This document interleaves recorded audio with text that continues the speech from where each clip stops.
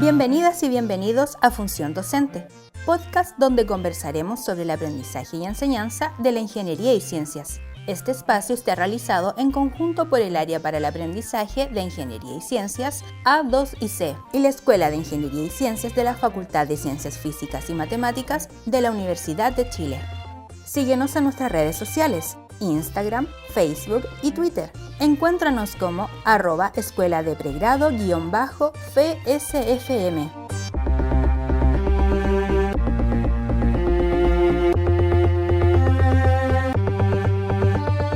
El Scholarship of Teaching and Learning es una invitación a tomar la enseñanza como una forma de investigación sobre el aprendizaje de los estudiantes, a compartir con los y las colegas los resultados de dicha investigación y a criticar y construir otras formas de trabajo. Así, la sala de clases se vuelve un espacio para preguntarse sobre el aprendizaje que los y las estudiantes están obteniendo, investigar acerca de aquello y usar la evidencia obtenida para hacer ajustes en la práctica docente. Un elemento fundamental para la mejora de nuestras clases es la reflexión sobre nuestra propia práctica. Ahora, ¿en qué nos basamos para dar tal reflexión? Sin duda quisiéramos evaluar nuestra labor en función de cuánto aprenden nuestros y nuestras estudiantes. Pero, ¿qué indicadores tenemos para esto? Lo primero son las evaluaciones, pero estas son también parte de lo que es nuestra labor, al ser nosotros y nosotras quienes diseñamos e implementamos tales instrumentos. ¿Cómo obtener entonces datos o evidencias más objetivas para hacer más sólido nuestro análisis?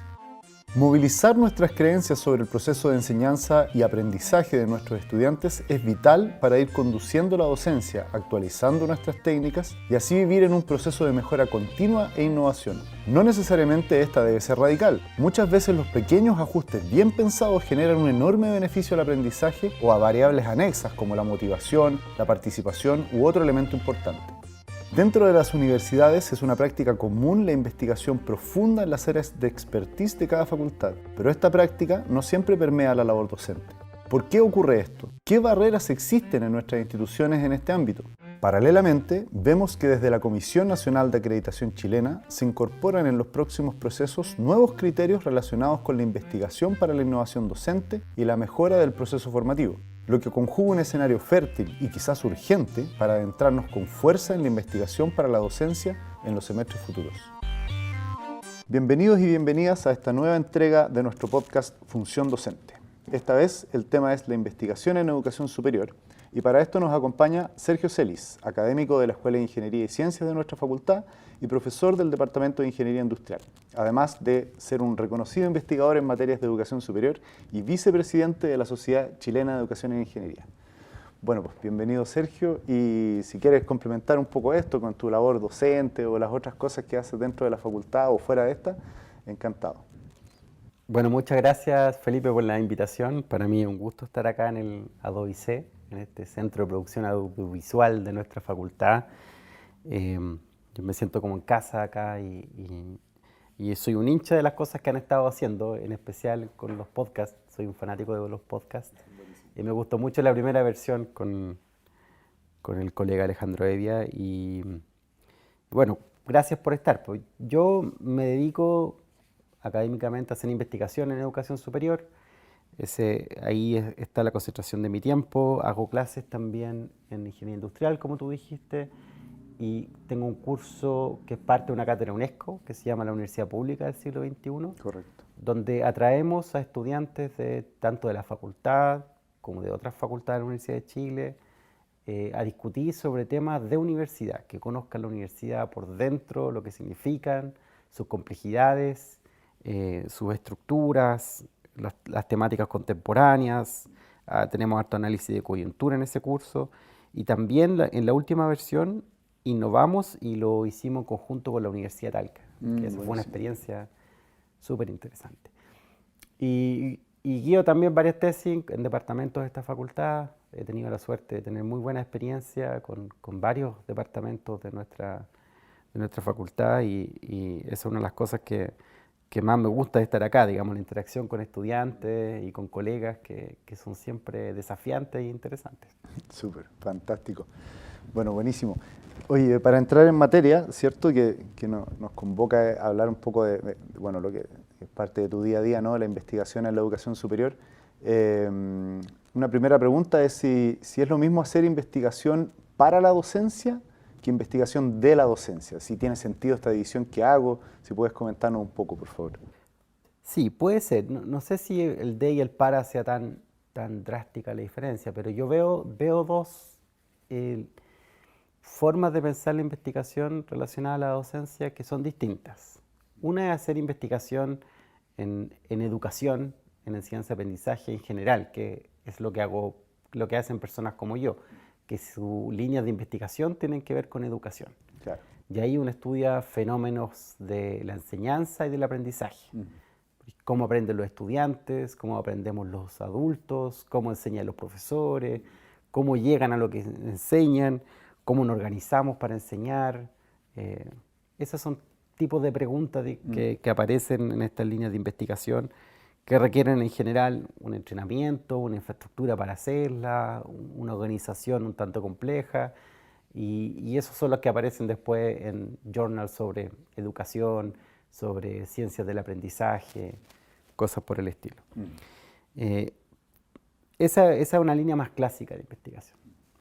Y luego viene esta otra forma, que es hacer investigación usando algunos de estos principios clásicos de la investigación para ir mejorando el quehacer docente, en general de la propia disciplina. Y esta es una investigación que yo creo que es asequible o debería ser asequible para cualquier profesor o profesora en las universidades. Y es una investigación que en general toma menos tiempo, debiese ser menos compleja y comunicarse más rápido. Y su foco está en el mejoramiento, ya sea continuo, en la reflexión continua, en la crítica continua de lo que hacemos, y tiene que estar enfocada con ir mejorando la comunidad que enseña tal disciplina. Perfecto, súper. Y bueno, y también pasa esto que en las facultades, como la nuestra en particular, la investigación disciplinar, por decirlo de alguna forma, es amplia, centros de investigación, mucha producción científica de parte de nuestros y nuestras académicos y académicas, ¿no? De sus temas propios, pero no necesariamente la investigación de su docencia es tan fuerte, digamos, hay una diferencia más o menos importante en esos dos aspectos. ¿Crees tú que un poco, si puedes comentar un poco de por qué esto pasa? ¿Pasa porque nuestros profes, nuestras profes dictan cursos que se alejan un poco de su actividad disciplinar o si hay algún otro elemento que podría estar generando esa dificultad? Claro, yo creo que este es un problema clásico de las universidades de investigación. Es un problema que ya lleva varias décadas. Quizá podríamos situarlo después de la Segunda Guerra Mundial, donde empieza un desarrollo científico más fuerte en las universidades. Y el académico empieza a profesionalizarse, sobre todo en su parte científica. Y esa parte científica tiene la ventaja de que lleva una cuenta de lo que se hace muy robusta y a nivel internacional.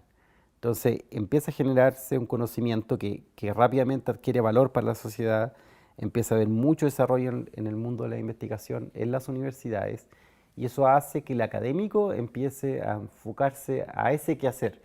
Y se genera una tensión natural de dejar, entre comillas, más abandonada la otra misión más tradicional de las universidades, que es la docencia. Entonces, desde que ocurre esto, es que tenemos esta tensión, digamos, fuerte, de que nos da la sensación de que la mayoría de los académicos se enfocan mucho hacia la investigación y dejan relegada la docencia en otro plano. Esto fue lo que les pasó a la universidad, que les viene pasando a todas las universidades, lo que generó que por ahí, por los años 70, 80, la Carnegie Foundation, por ejemplo, en Estados Unidos, bajo el liderazgo de Lee Schulman, un profesor de Stanford actualmente, generara este concepto del subtle, por ejemplo. Y otras formas de solucionar este desbalance. Y ahí empiezan a surgir unidades como esta, el área de desarrollo, áreas de desarrollo docente o áreas de enseñanza y aprendizaje como el A2IC, que empiezan a ser fundamentales para fortalecer el músculo docente de las universidades, sobre todo las universidades de investigación, como somos la Universidad de Chile. Por dos cosas. Uno, porque la docencia también se empieza a complejizar, al igual que la investigación, por una serie de razones que podemos profundizar después. Y por otra, para poder equiparar este desbalance que ocurre, sobre todo hoy en día cuando los incentivos, ya sea a nivel individual, en lo académico, los incentivos institucionales están muy dados por la investigación. Entonces hace que se concentre mucha fuerza ahí. Entonces esta otra área y esta aparición de otros conceptos como el subtle hace que vayamos, son formas de asegurarnos que la docencia no se nos quede atrás. Perfecto. En este mismo tema, nos enteramos hace poco de la inclusión de un criterio sobre innovación docente e investigación que va a ser parte de las próximas acreditaciones de calidad de instituciones de educación superior. Y un poco cómo ves esto para el futuro. ¿Será que este nuevo criterio, digamos, que aparece en estos tiempos va a ser un motor de cambio para motivar experiencias de tipo como subtle, de esta como investigación más micro, digamos, micro en el sentido de que está enfocada en una experiencia de un curso particular o de un grupo de cursos, etcétera? Si esto tú crees que va a mover un poco la aguja, digamos, va al futuro de nuestras universidades. Yo creo que sí, yo creo que va a ayudar a hacer que esto avance. Esta tendencia ya estaba antes, digamos. Uno la ve crecer en las universidades chilenas. Y yo creo que esto va a ayudar a que eso avance más rápido y que se masifique más esto de generar docencia, de investigación para la docencia. Y esto tiene, yo creo, distintos sabores dependiendo del tipo de universidad en la que uno está. Muchas universidades en Chile hasta recientemente, fueron universidades docentes. Y en los últimos años, que en la última década, han ido avanzando hacia la investigación, porque como ya comentábamos, los incentivos están ahí. Entonces, esas universidades tienen la situación actual de que tienen un personal docente que es muy enfocado en la docencia, y tienen una nueva alma, digamos, desarrollándose con mucha fuerza con investigadores, que ya están alcanzando niveles de investigación y de montar proyectos complejos como los tenemos en las universidades que somos más tradicionalmente de investigación. Entonces, eso hace que uno tiene una población docente que también necesita entender este lenguaje de la investigación, porque las universidades empiezan a agarrar este lenguaje. Y ese personal docente ya estaba hace un tiempo mirando la docencia de otra forma, digamos. Y ahí entra esta noción de que uno puede investigar para mejorar la docencia. Y yo creo que eso es lo que uno venía viendo en ese tipo de universidades. En universidades como las nuestras, donde ya tenemos una tradición fuerte de investigación, esto nos ayuda, como comentaba antes, a no relegar la docencia atrás y ponerla dentro de una cultura que es una cultura de la investigación, del descubrir, del analizar críticamente la evidencia y basarse en eso para tomar decisiones. Entonces, dependiendo de la universidad que está, uno ve que esto va a ir avanzando de distinto modo. Ahora, yo creo que el cambio de switch ahí más relevante, y esto se relaciona también con el Scholarship of Teaching and Learning, es entender que mi práctica docente tiene implicancias más allá de mi sala de clase. Yo creo que es el gran switch, de decir, mira, yo pertenezco a una comunidad donde educamos personas en física, donde educamos personas en matemáticas, donde educamos personas en ciencias de la ingeniería, en química, etc. Y cuando el profesor hace ese cambio de switch y ve que su sala de clase es parte de una comunidad mayor,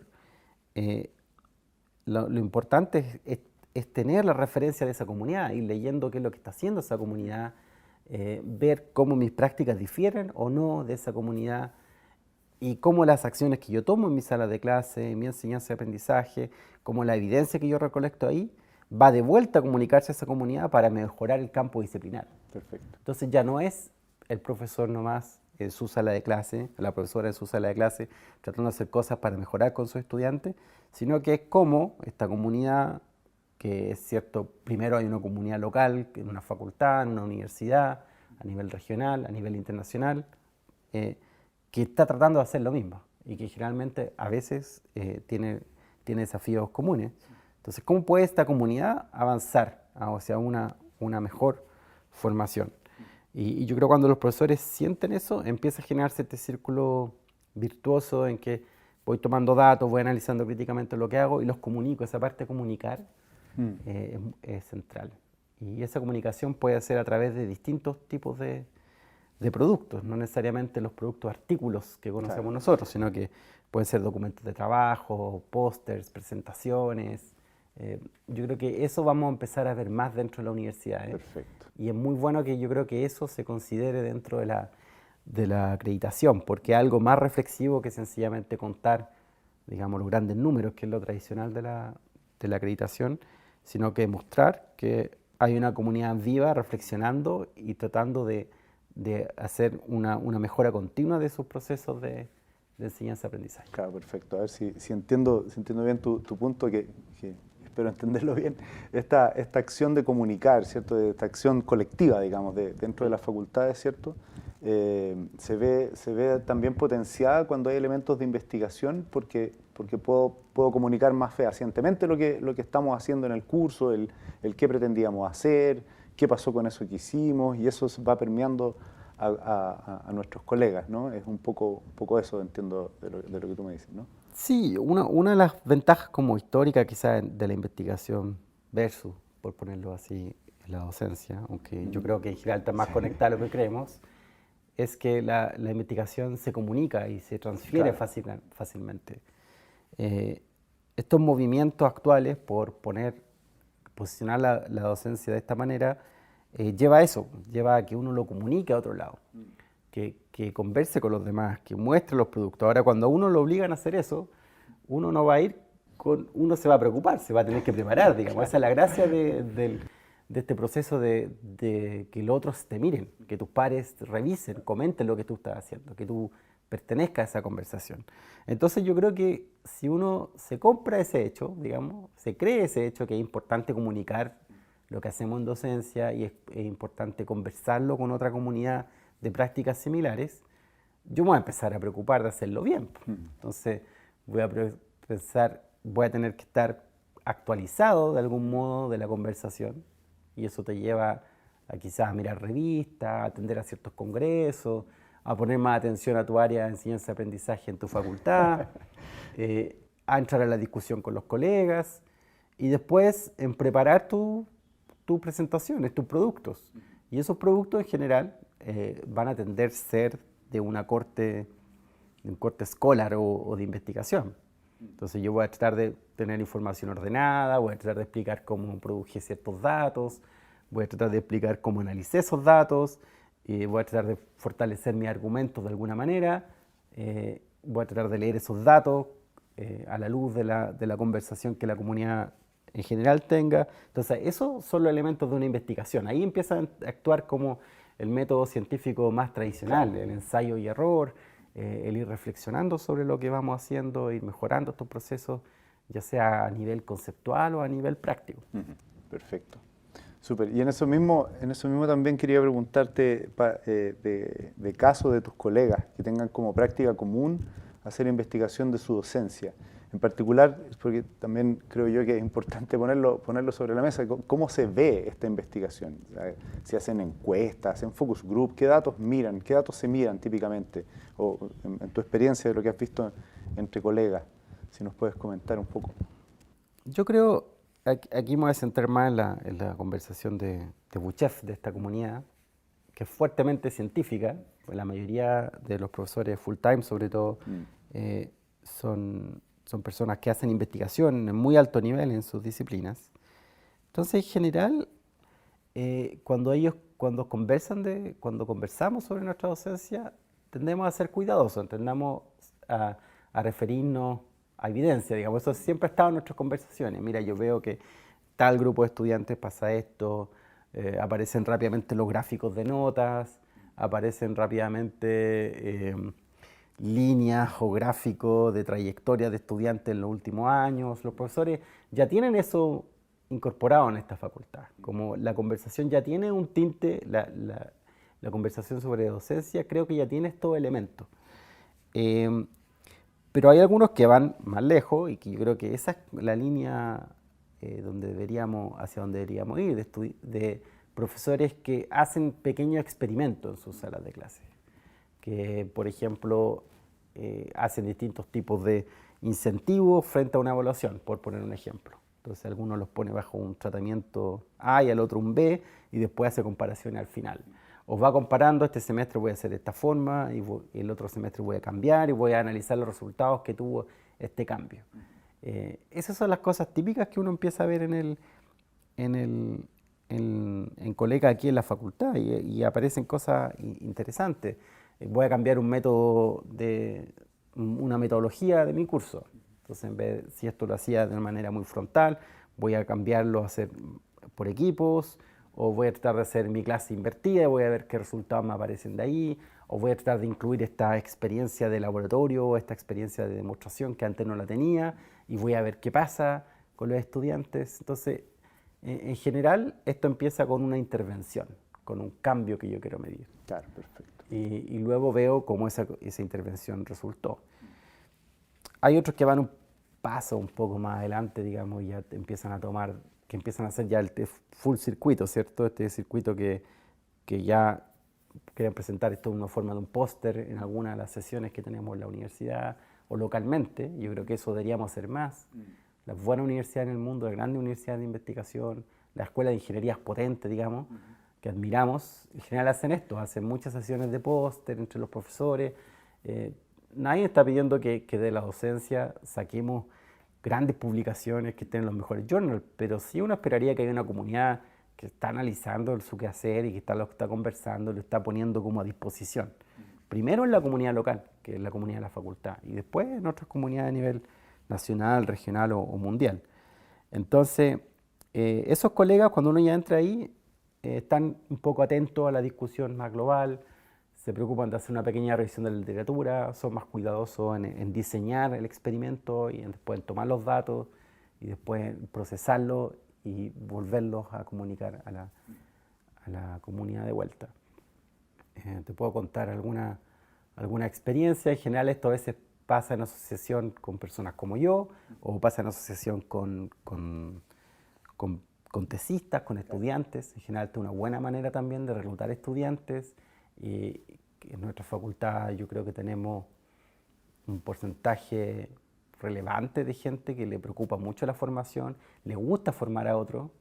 En general los estudiantes que entraron a nuestra facultad han sido tutores de otros en matemáticas, en física, cosas que les cuesta mucho a la población en general. Entonces, tienen un corazón hacia la enseñanza fuerte. Yo me beneficio mucho de eso en mi investigación porque llega gente muy buena, pero con un corazón hacia la enseñanza y hacia el aprendizaje fuerte.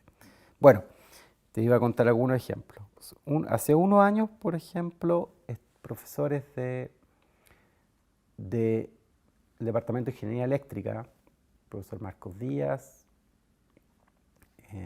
y el profesor Patricio Mena, se le ocurrió hacer esto de clase invertida. Entonces cambiaron su modalidad, en vez de juntarse en cursos significativos de la carrera, como electromagnetismo aplicado, por ejemplo. Entonces, en vez de juntarse todas las semanas a que los profesores le presentaran el contenido, estos profesores hicieron cápsulas de video que los alumnos tenían que ver antes de la clase y luego llegar a la clase a discutir. Entonces dijimos, ya, pues veamos el efecto de eso, ¿qué efecto tiene?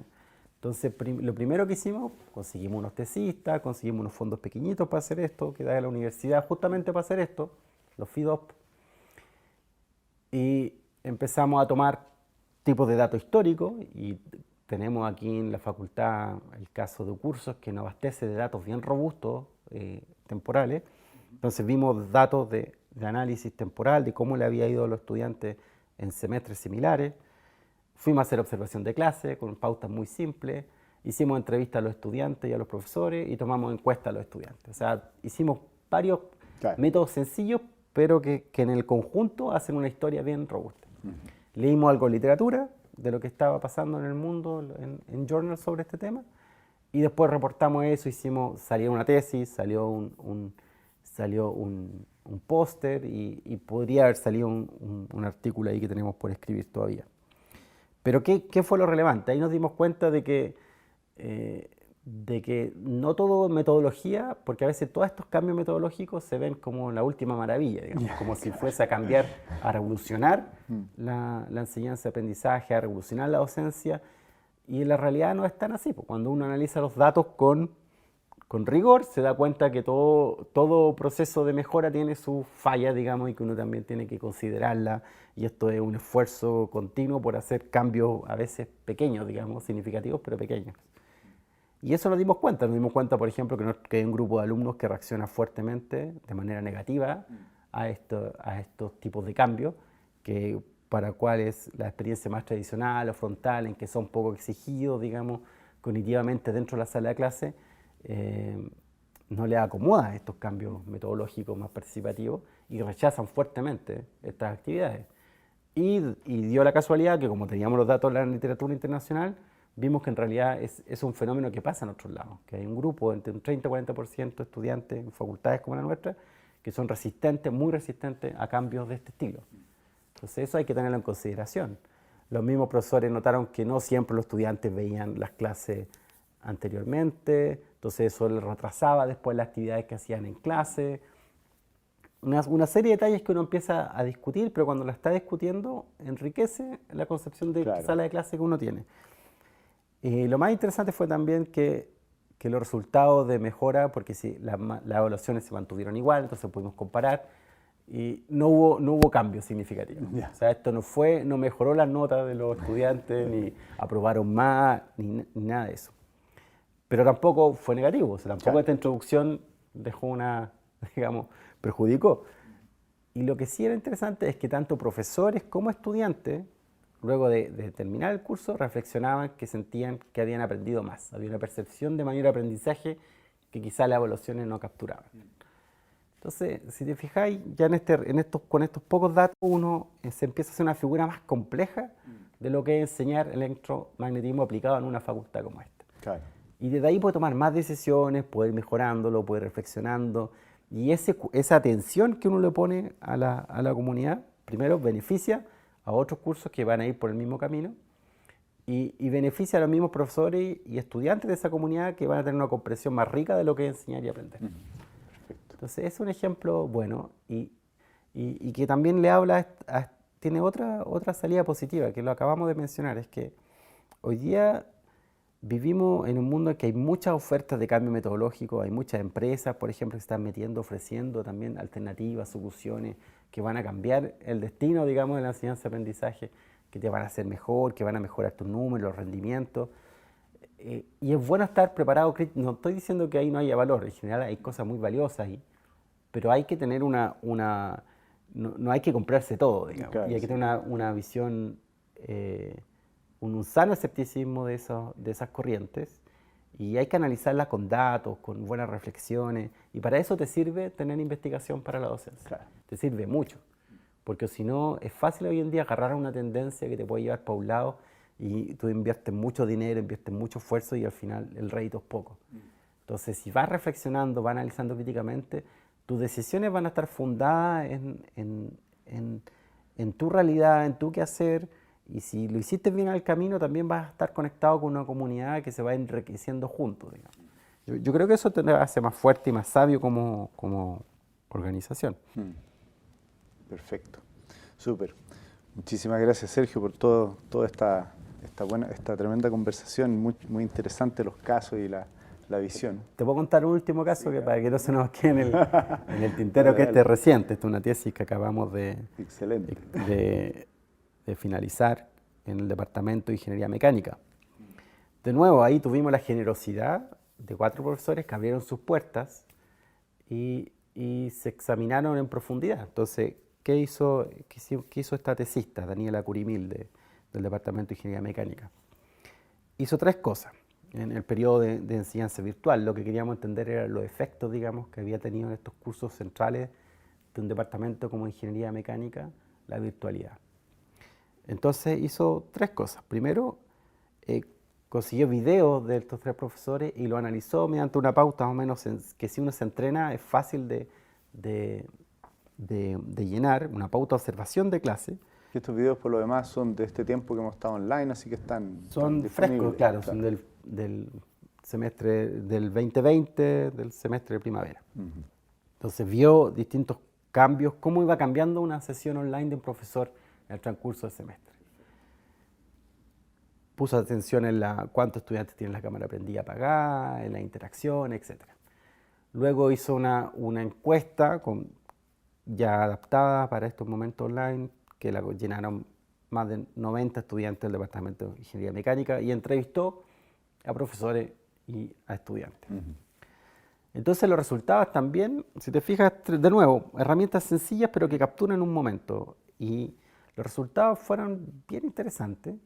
En general, profesores y estudiantes evalúan bien este periodo de docencia virtual, se sienten cómodos, los estudiantes tienen una alta valoración de las clases grabadas, Sí.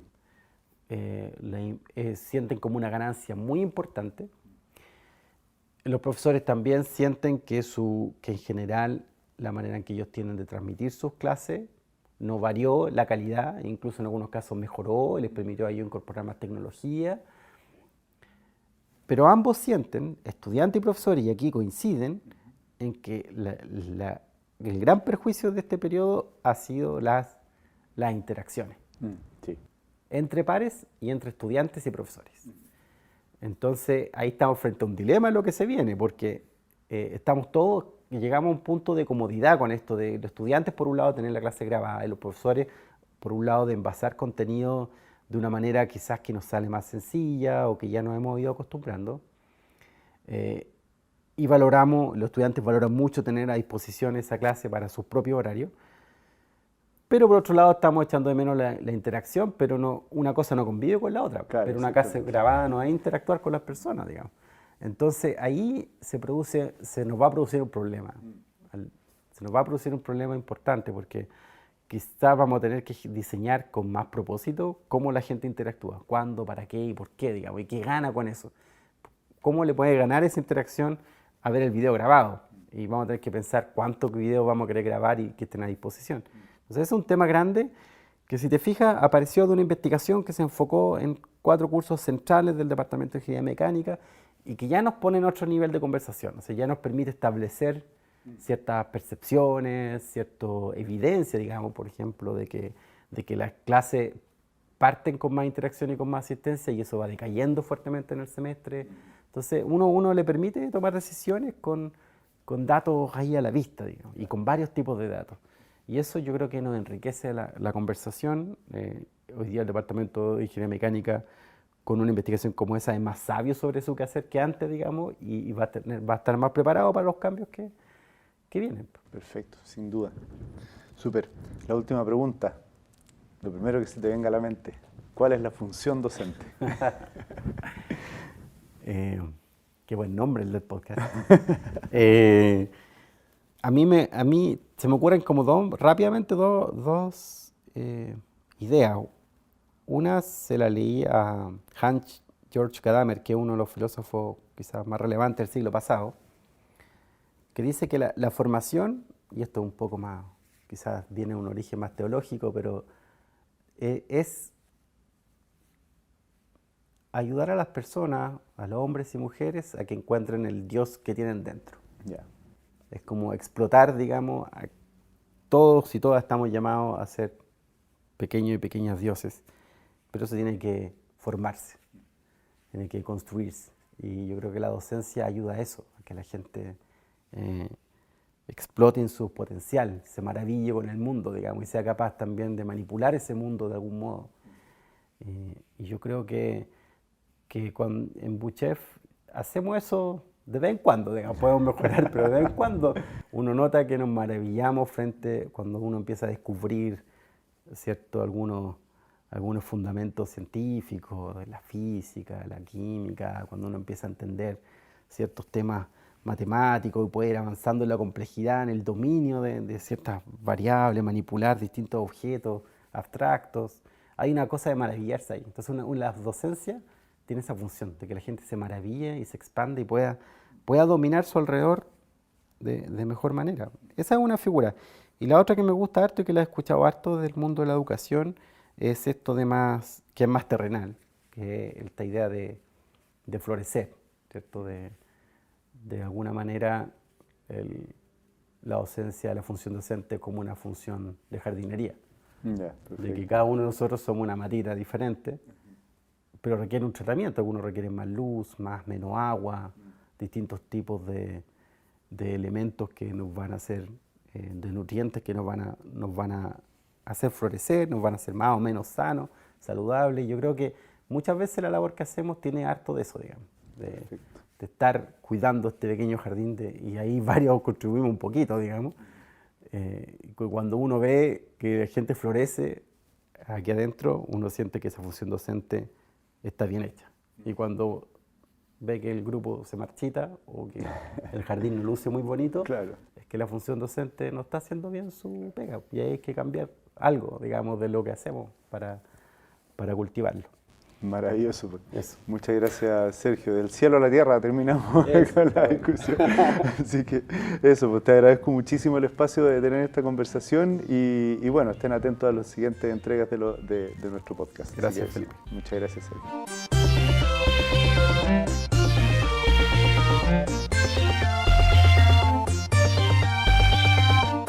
Escuchaste Función Docente, podcast del Área para el Aprendizaje de Ingeniería y Ciencias A2C y la Escuela de Ingeniería y Ciencias de la Facultad de Ciencias Físicas y Matemáticas de la Universidad de Chile.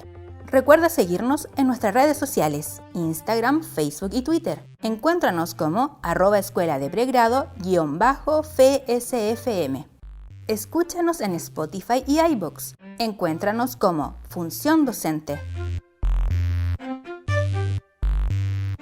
Las opiniones vertidas en este programa no representan necesariamente el pensamiento de la Escuela de Ingeniería y Ciencias de la Facultad de Ciencias Físicas y Matemáticas de la Universidad de Chile. Son de exclusiva responsabilidad de quienes las emiten.